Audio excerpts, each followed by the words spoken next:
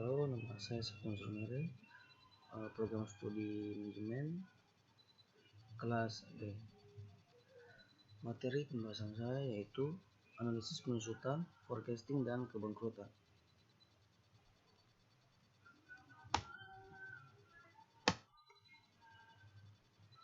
Apa itu penyusutan? Penyusutan adalah penurunan nilai secara berangsur-angsur. Penurunan nilai ini terjadi pada berbagai jenis barang, seperti gedung, kendaraan, peralatan kantor, dan berbagai jenis barang investasi lainnya. Penyusutan suatu barang bisa berbeda-beda jenisnya, tergantung jenis barang tersebut dan perawatan barang tersebut.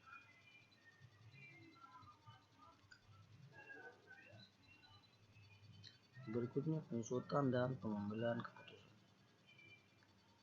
Penyusutan sering diukur secara finansial, terutama diukur dari segi pendekatan efisiensi dan efektivitas, di mana efisiensi dilihat dari segi biaya dan efektivitas dilihat dari segi waktu. Maka analisis penyusutan yang baik adalah efisiensi dilihat dari segi penurunan nilai finansial, artinya nilai beli suatu barang dan nilai jualnya tidak mengalami kejauhan yang drastis.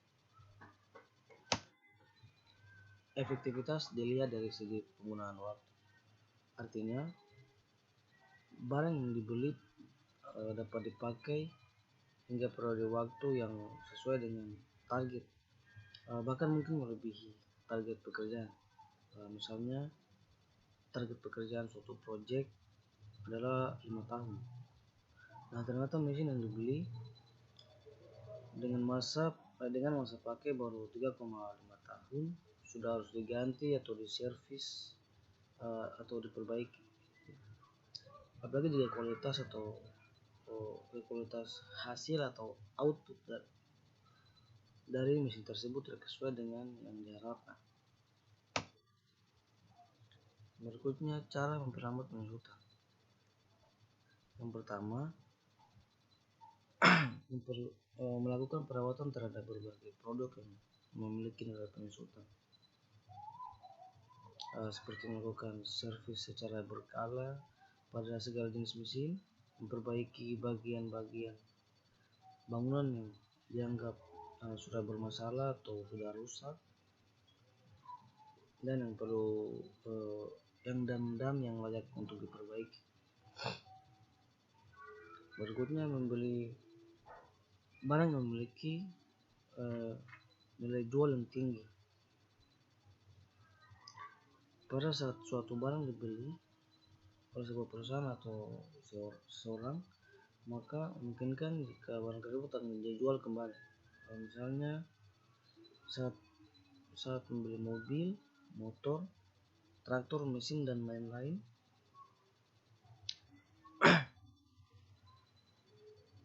jika ingin menjual dan membeli yang lain atau tukar tambah, maka diusahakan nilai jual tidak terlalu jauh dengan nilai beli.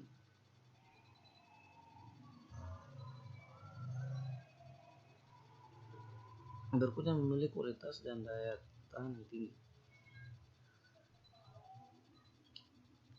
Ini misalnya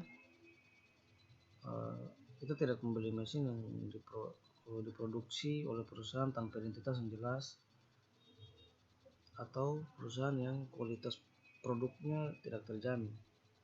Biasanya produk yang berkualitas itu diproduksi oleh perusahaan yang menerapkan standar ISO atau International Standardization Organization.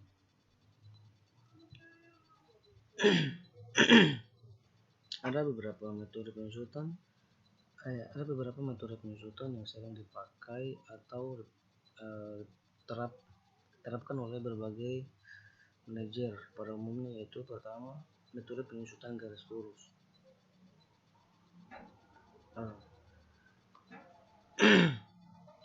Rumusnya, penyusutan dengan harga perolehan kurang estimasi nilai sisa. dibagi masa penggunaan. Contohnya lihat sini. Misalnya kita membeli mobil dengan harga 500 juta rupiah dengan nilai sisa 100 juta rupiah. Jika masa penggunaannya 4 tahun, berapa depresiasinya dalam 1 tahun? Jadi dengan menggunakan rumus ini penyusutan, harga penyusutan sama dengan harga perolehan dikurang estimasi nilai sisa dibagi masa penggunaan. Nah, jadi depresiasinya adalah harga perolehan yaitu 500 juta dikurang nilai sisa 100 juta dibagi 4 karena masa penggunaannya 4 tahun. Jadi hasilnya dari penyusutan dari mobil tersebut dalam 1 tahun adalah 100 juta rupiah.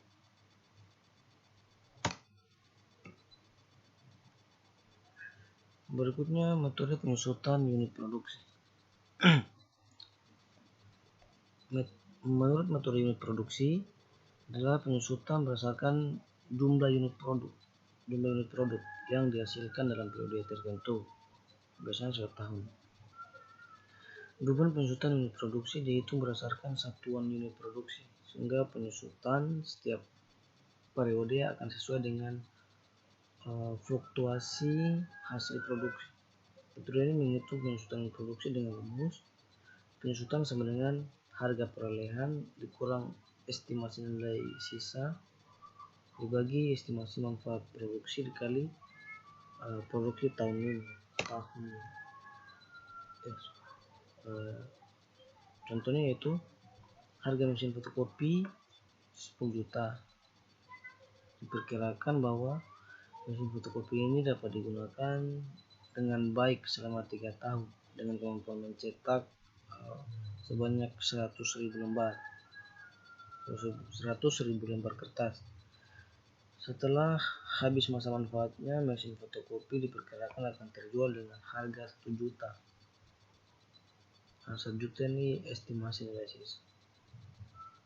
Tahun pertama mencetak 50.000 lembar, tahun kedua 30.000 lembar, dan tahun ketiga 20.000 lembar. Maka penyusutan sama dengan 10 juta dikurang estimasi nilai sisa itu 1 juta dibagi 100.000 lembar dikali 50.000 lembar tahun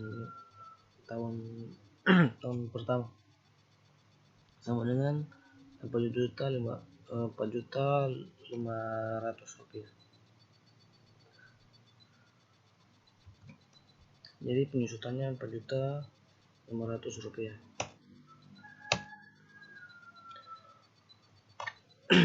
Metode berikut yaitu forecasting.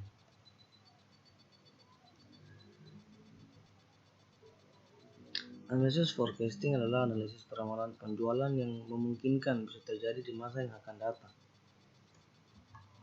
Analisis forecasting sangat penting karena dengan penggunaan analisis ini kita bisa memberikan perkiraan taksiran atau peramalan berapa penjualan yang mungkin bisa terjadi di masa yang akan datang, terutama dalam usaha untuk menciptakan target penjualan seperti sesuai dengan analisis forecasting yang dibuat.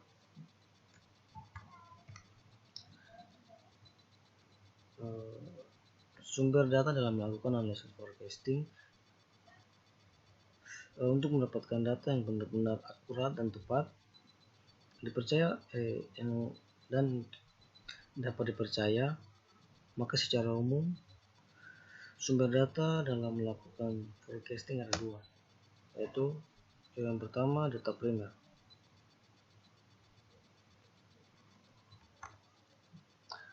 Data primer itu data yang bersumber dari wawancara atau interview, diskusi dengan pihak terkait,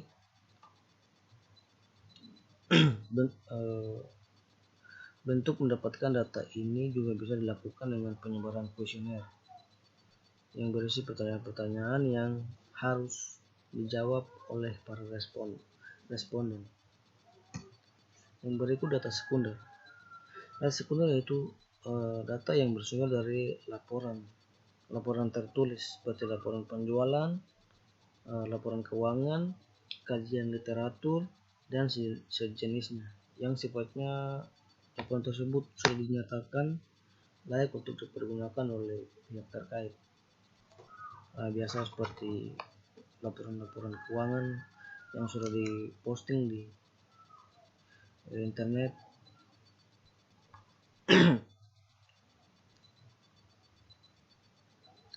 Ada tahap-tahap dalam melakukan analisis dan peramalan, yaitu menilai situasi.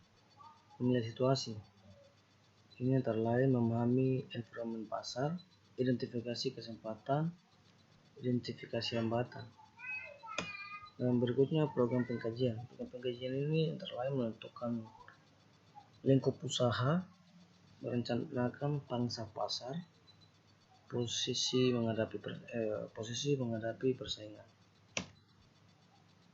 Berikutnya mengumpulkan data dan informasi, yaitu yang tadi sudah disebutkan data primer, sekunder, data internal pasar, survei pasar. Data primer dan sekunder ini termasuk sumber data eksternal, yaitu data yang didapat dari luar perusahaan.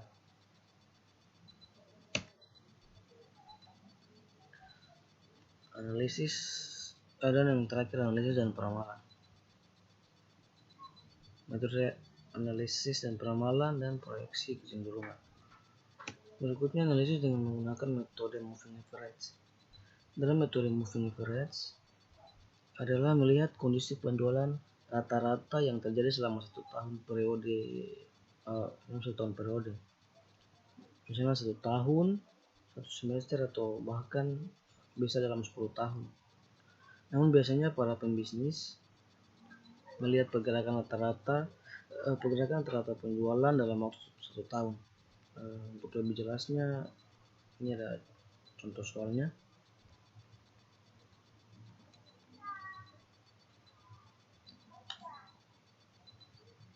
Nah, ini diketahui penjualan keripik nangka pada usaha Bapak Susanto selama 1 tahun dapat kita lihat di bawah ini.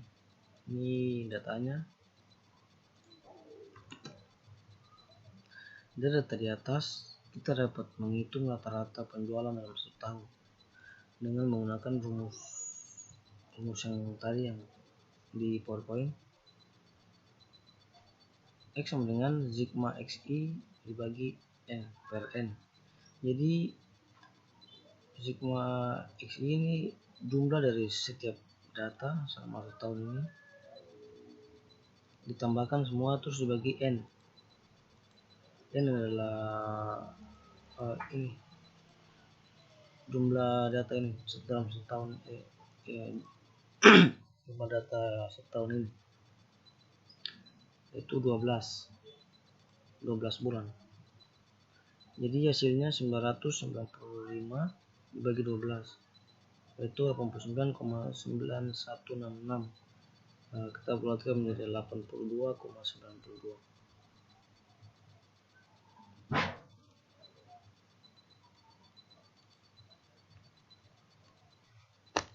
Yang berikutnya analisis prediksi kebangkrutan model Z-score Altman.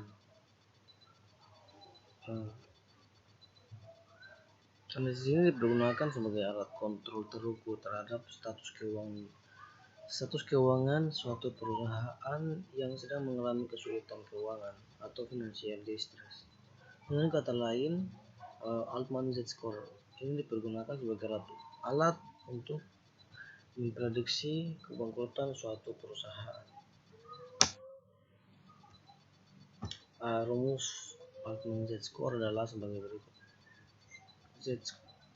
Z-score sama dengan 1,2 dikali T1 ditambah 1,4 dikali T2 tambah 3,3 dikali T3 tambah 0,6 dikali T4 ditambah 0,999 dikali T5.